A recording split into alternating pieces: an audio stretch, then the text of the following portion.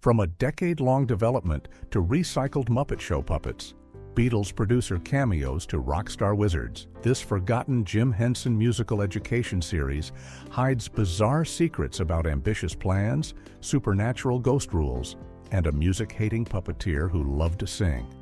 Fact 1. 10-year development hell. The Ghost of Faffner Hall had one of the longest development periods of any Jim Henson production, spending nearly a decade trapped between concept and creation. The show was first conceived around 1979 or 1980, when Jim Henson and his team began dreaming up an educational music series that would teach children about different musical styles and instruments. But unlike The Muppet Show, which went from idea to screen relatively quickly, Faffner Hall languished in development for years. The original vision was incredibly ambitious, extending far beyond just a television series. Henson Associates planned to create an entire multimedia educational experience, including companion video cassettes that families could watch at home, audio cassettes featuring the music from the show, books that would reinforce the lessons taught in each episode, and perhaps most intriguingly, a specially designed musical instrument that children could actually play along with while watching. The scope of these plans likely contributed to the delays, as coordinating such a massive cross-platform project required partnerships, funding, and logistical planning that took years to arrange. By the time the show finally aired in 1989, almost an entire decade had passed since those initial brainstorming sessions, and many of the original multimedia plans had been scaled back or abandoned entirely. The show that eventually reached television screens was far more modest than what Henson had first imagined, though it still retained the educational heart and musical ambition that sparked the project in the first place. Fact 2. Almost called Cavalier Hall. Before the name Faffner Hall was chosen, the creative team seriously considered calling the show Cavalier Hall instead. The reasoning behind this alternative name reveals the kind of careful thought that went into every aspect of the production. The team wanted a name that would immediately evoke the grandeur and prestige of a famous concert venue, specifically Carnegie Hall, one of the most celebrated music halls in the world. Cavalier was appealing because when spoken aloud, it had a phonetic similarity to Carnegie, giving audiences that subconscious association with classical music and high culture. But there was another factor that made Cavalier attractive to the creators. The name had what they described as a foreign flair, an exotic quality that suggested the hall existed in some timeless, almost fairy tale-like space, rather than a specific real-world location. This otherworldly quality fit perfectly with the show's premise about ghosts haunting a mysterious music hall. Ultimately, though, the team decided to go with Faffner Hall instead, likely because the double F sound had a more whimsical, Muppet-appropriate quality. And the name Farkas Faffner, the music-hating ancestor whose ghost haunts the building, simply sounded funnier and more memorable. The alliteration of Farkas Faffner rolling off the tongue gave the antagonist a more theatrical, villainous quality that Cavalier couldn't quite match. Fact 3. The Hall has 1,177 rooms. Faffner Hall isn't just big, it's absurdly, impossibly enormous, containing exactly 1,177 rooms according to the show's own mythology. This ridiculous detail gets revealed in one particularly memorable episode where Farkas Faffner, the music-hating ghost who constantly schemes to shut down the concert hall, comes up with yet another plan to sabotage the venue. This time, his brilliant idea is to convert Faffner Hall into an indoor theme park, apparently believing that roller coasters and carnival games would be more profitable than concerts and recitals. To make this scheme work, Farkas needs to know the exact dimensions and layout of the building, so he sends other characters throughout the massive structure to measure every single one of those 1,177 rooms. The sheer impracticality of this task is part of the joke, emphasizing just how ludicrous Farkas's plans always are and how little chance they have of actually succeeding. The specific number also adds to the show's quirky world building, suggesting that someone at some point actually sat down and counted every room in this labyrinthine building. It's the kind of absurd detail that gives Faffner Hall its own strange internal logic, where ghosts follow bureaucratic rules and concert halls contain more rooms than some small towns have buildings. Fact 4. Recycled Muppet Show characters. When you're creating puppets for a new show, sometimes the most practical solution is to raid your own warehouse. And that's exactly what happened with the Ghost of Faffner Hall. Multiple puppets that appeared in the series were actually recycled characters from the Muppet Show, given new names and roles in the Faffner Hall universe. Madame Moo, one of the recurring characters at the hall, was originally part of Gary and the Atrix, a group of elderly Muppets who appeared together on the Muppet Show. Great Uncle Fishknife, another character in the Faffner Hall cast, originally appeared in the Muppet Show's Crystal Gale episode, where he presumably played some minor role before being brought back years later for this new series. Even Yorick the Skull, who appears in the show, was a recycled Muppet from earlier productions. This kind of puppet reuse was actually common practice in Jim Henson productions for several reasons. Building new puppets was expensive and time-consuming, and if a perfectly good character was sitting unused in storage, it made sense to give them a second life. The puppets were often generic enough in design that with a new voice, personality, or context, audiences wouldn't necessarily realize they were seeing the same physical puppet from years earlier. For the Ghost of Faffner Hall, these familiar faces help populate the world without requiring dozens of new builds, allowing the production to focus its resources on the main characters while still creating a lived-in, populated concert hall environment. Fact 5. Beatles producer George Martin Guest starred the Ghost of Faffner Hall, managed to attract some genuinely impressive musical talent, with none more legendary than George Martin, the producer who helped shape the Beatles' sound and is often called the fifth Beatle. Martin appeared as himself in the show, bringing instant credibility to this educational children's series about music. But he wasn't alone in lending his star power to Faffner Hall. The guest list reads like a who's who of musical legends from multiple genres. Jazz trumpet virtuoso Dizzy Gillespie, one of the founding fathers of bebop, appeared on the show. Singer-songwriter Joni Mitchell, whose complex compositions and unique vocal style made her one of the most influential artists of the 20th century, made an appearance. Mark Knopfler, the distinctive guitarist and frontman of Dire Straits known for his finger-picking technique, also guest-starred.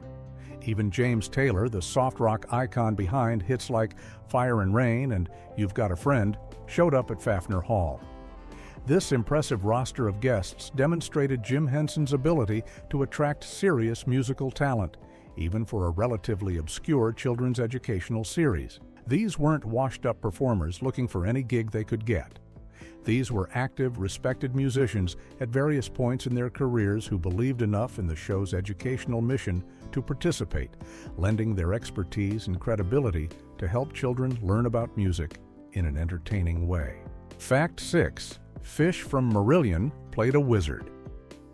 One of the most unexpected guest appearances came from Fish, the Scottish rock singer whose real name is Derek William Dick. Fish was the charismatic frontman of Marillion, a British progressive rock band that achieved significant success in the 1980s with their theatrical performances and complex musical arrangements. On The Ghost of Faffner Hall, Fish didn't appear as himself or even as a musician.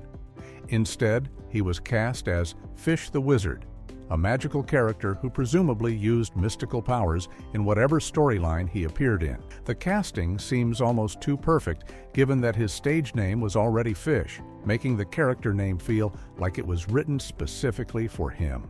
During his appearance, Fish performed All the Best Freaks Are Here, a song by Marillion that fit the show's quirky, accepting atmosphere where unusual characters and strange happenings were completely normal. Progressive rock wasn't the most obvious musical genre to feature on a children's educational program, but Marillion's theatrical style and Fish's distinctive deep voice and dramatic presence made him an entertaining fit for the show's fantastical world. His appearance showed that the Ghost of Faffner Hall wasn't afraid to introduce children to music beyond the usual classical, jazz, and mainstream pop that dominated educational programming, potentially opening young viewers' ears to more experimental and complex musical styles they might not otherwise encounter. Fact 7. Designed by future Hollywood sculptor. The puppets on the Ghost of Faffner Hall were designed by Ron Mueck, a name that probably meant nothing to most viewers at the time, but would become internationally recognized in the art world years later. Mueck worked as a puppet designer and builder for Jim Henson's company, contributing his talents to creating the distinctive characters that populated Faffner Hall. But his career took an unexpected turn after his time in television production. Mueck eventually transitioned away from puppetry and entertainment work to become a hyper-realist sculptor, creating extraordinarily detailed sculptures of human figures that are displayed in major art museums and galleries around the world. His sculptures are known for their unsettling realism and unusual scales, often depicting people either much larger or much smaller than life-size, which creates a strange emotional impact when viewers encounter them. Museums like the National Gallery in London, the Brooklyn Museum, and the National Gallery of Australia have featured his work in major exhibitions. Art collectors and institutions pay enormous sums for his pieces, and critics have praised his technical skill and the psychological depth of his sculptures. Looking back at the Ghost of Faffner Hall with this knowledge, you can see hints of the same attention to detail and understanding of form that would later make Mueck famous in the fine art world, just applied to foam, fabric, and fur, instead of silicone and fiberglass. Fact 8. Ghosts have specific rules. The Ghost of Faffner Hall didn't just throw supernatural elements into the story randomly. The show actually created its own bureaucratic afterlife mythology, complete with official regulations that ghosts had to follow. In one episode, characters reference page 17, paragraph 4c of the Rules of the Dead, which sounds like something from a supernatural instruction manual.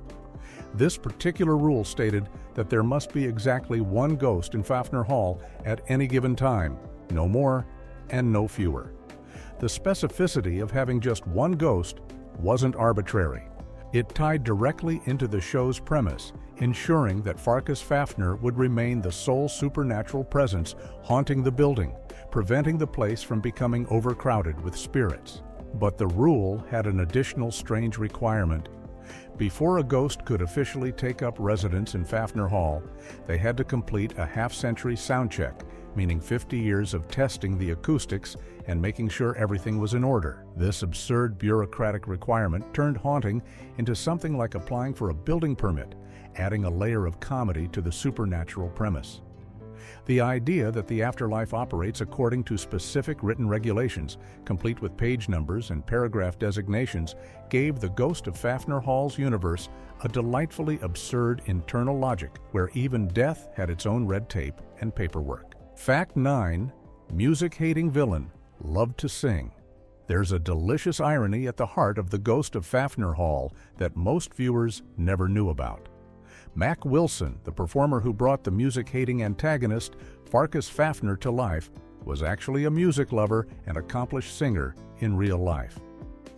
Farkas spent every episode scheming to shut down the concert hall, close the music school, and silence every instrument in the building because he despised music with every fiber of his ghostly being.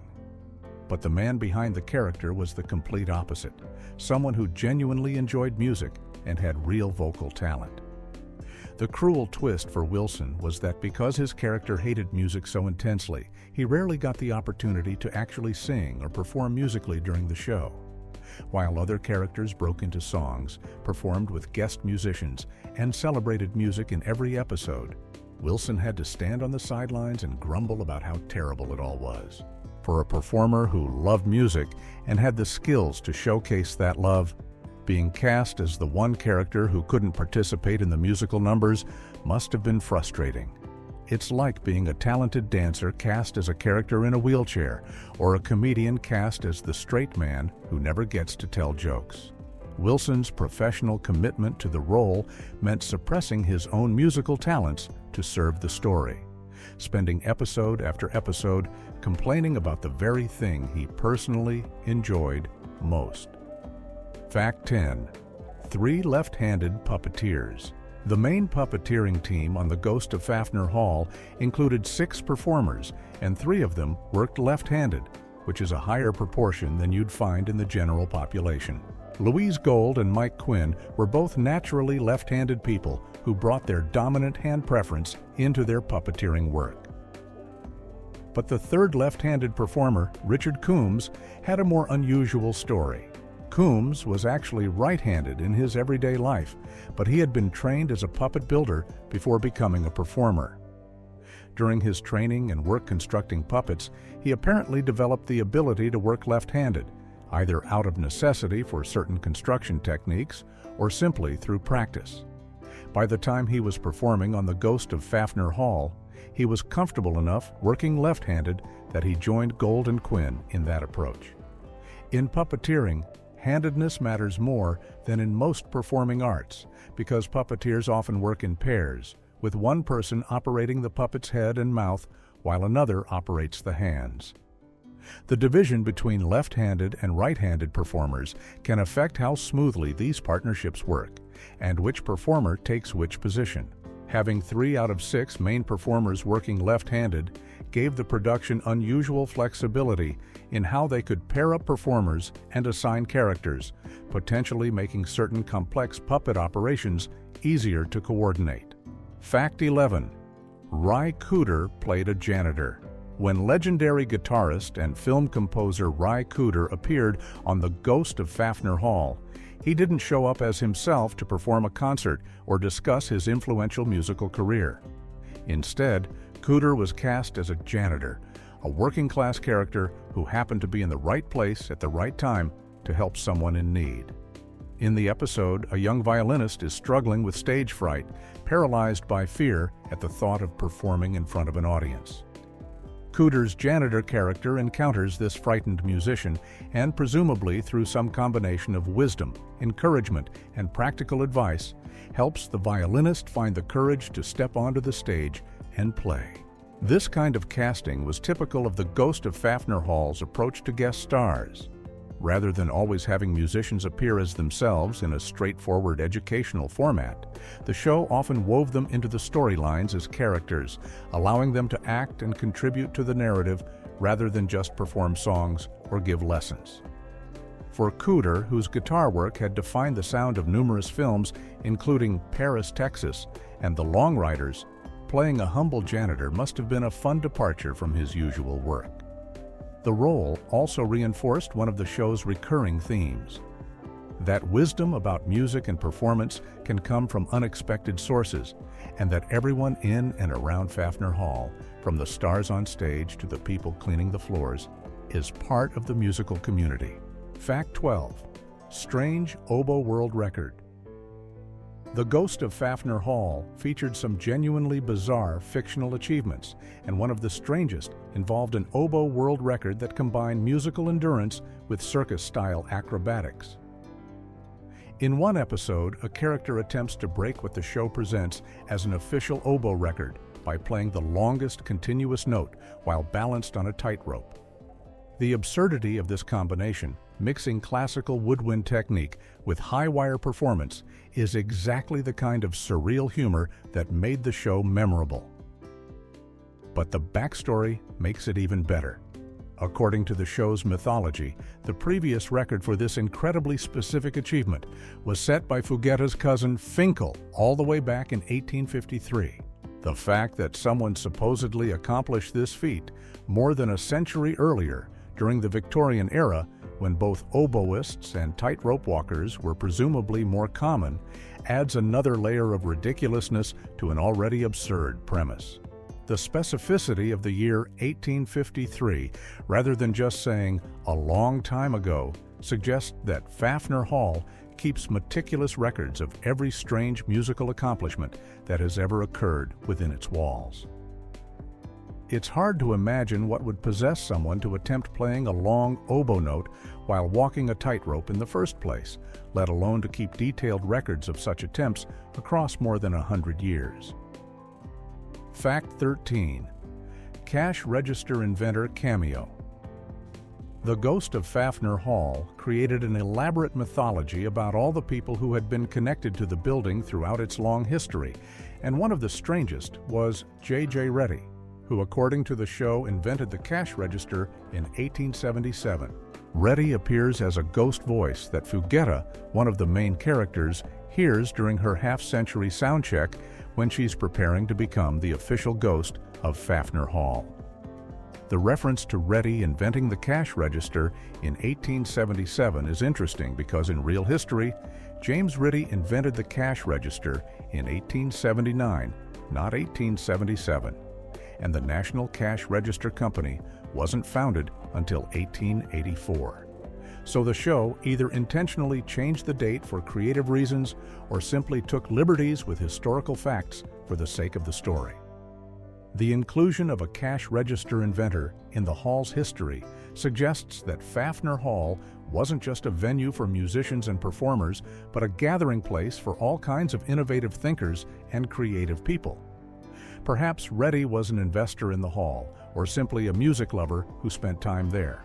Either way, the idea that his ghost still lingers in the building, audible to other spirits during their sound checks, reinforces the show's theme that Faffner Hall is layered with history, with generations of people leaving their marks on the place even after death. Fact 14. Only 13 episodes before cancellation, despite nearly a decade of development and Jim Henson's reputation for creating successful television series, The Ghost of Faffner Hall lasted only 13 episodes. The show premiered in August of 1989 and ran through November of the same year before being canceled. For everyone involved in the production, this must have been a crushing disappointment. Creating puppets, building sets, writing scripts, and assembling a crew of talented performers and guest stars required enormous effort and resources. And to see all of that work result in barely 3 months on the air had to be devastating.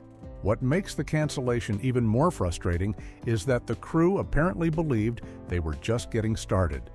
According to people who worked on the show, the team felt they would significantly improve the series if given a chance at a second season. The first 13 episodes were essentially a learning process, figuring out what worked and what didn't, which storylines resonated with audiences and which fell flat, and how to best balance education with entertainment. With that experience behind them, they were confident they could refine the formula and create something even better. But that second season never materialized.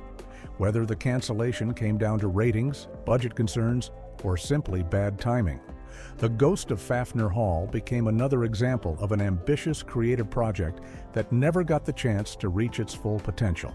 Fact 15. Richard Hunt's final major role.